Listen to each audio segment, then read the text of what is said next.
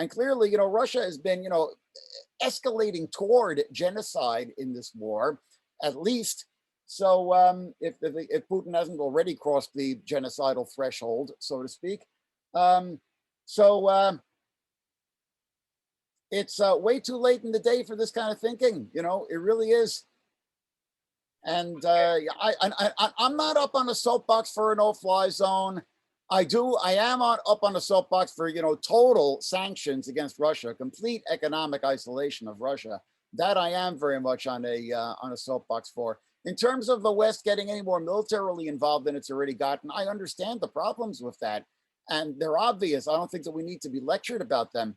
But we should not be loaning any propaganda credibility whatsoever to Putin. And we should be, the very starting place of the conversation has got to be that Putin is waging an exterminationist war of aggression in Ukraine.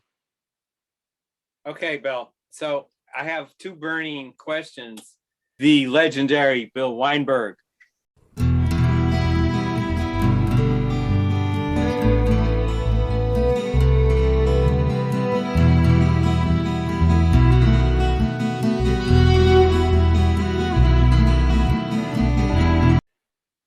Clarifications that I'd like. One is I don't want people who don't know anything about you to think that you are not really a progressive. So I'd like you to clarify your position on 2003, the alleged weapons of mass destruction. You were adamantly opposed to the US invasion of Iraq. One would think that would go without saying. Yes. I just wanted to be clear. It's a matter of public record. You can go to my website, Counter Vortex, which I have been maintaining ever since the immediate aftermath of 9/11. Yes. Initially, to oppose the so-called global war on terrorism and, the whole paroxysm of interventionism that immediately followed 9/11. So, you can go back and you can see the writing that I actually did in the immediate also will accuse you. They also, I mean, I know this, but they don't.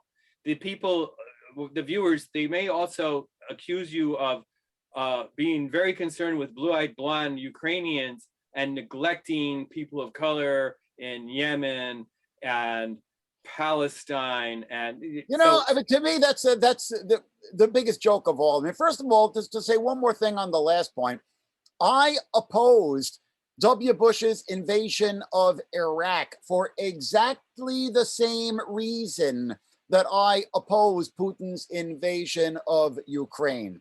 So, right? I mean, you have to have a single standard about this stuff.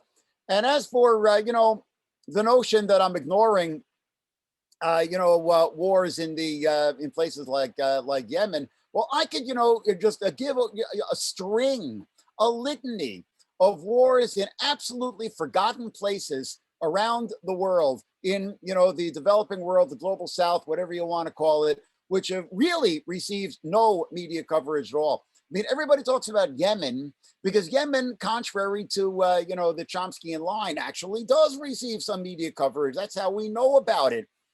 I mean, obviously it hasn't received the kind of massive saturation coverage that Ukraine has received, but it does receive some media coverage. That's how we know about it. You want to talk about some wars that really have not received any media coverage? Yes. Have you ever heard of Nagaland?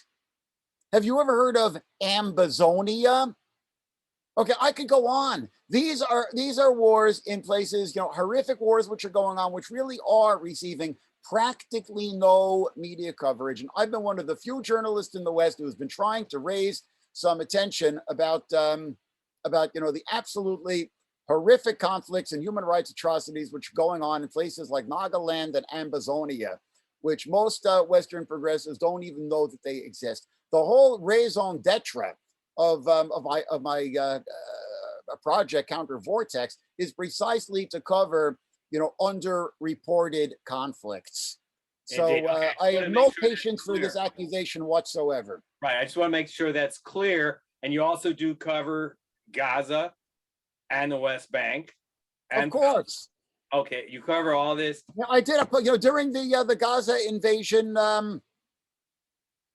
the Gaza bombardment, I should say, Israel's last paroxysm of Gaza bombardment last spring. I believe it was last April, or was it May?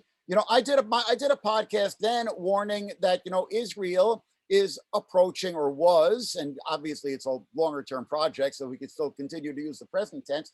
But I gave I did a podcast then saying that charging that Israel was approaching a genocidal threshold, very much as Putin is now approaching a genocidal threshold. So much for I'm not the one with double standards here. Okay, right. I want to make that clear. Make that very clear, because the critics are out there claiming that the people who are supporting the resistance to Putin's fascist invasion are somehow guilty of neglect. And the irony, of course, is we were also protesting the Russian bombing on behalf of Bashar Assad. Bashar Assad, yes, exactly. Yeah. Again, not a peep of protest out of the so-called anti-war people in the West, as the city of Aleppo was destroyed by Russian airplanes in 2015, 2016. And Russian airstrikes have never stopped. I mean, Russia is still carrying out airstrikes in Idlib in northern Syria today, targeting civilian infrastructure, etc. And I'll also point out that people who accuse us of only being concerned with Ukraine are the same people who have been backing Bashar Assad and Putin in the Middle East. That's right. Yeah, exactly. All too often, yes.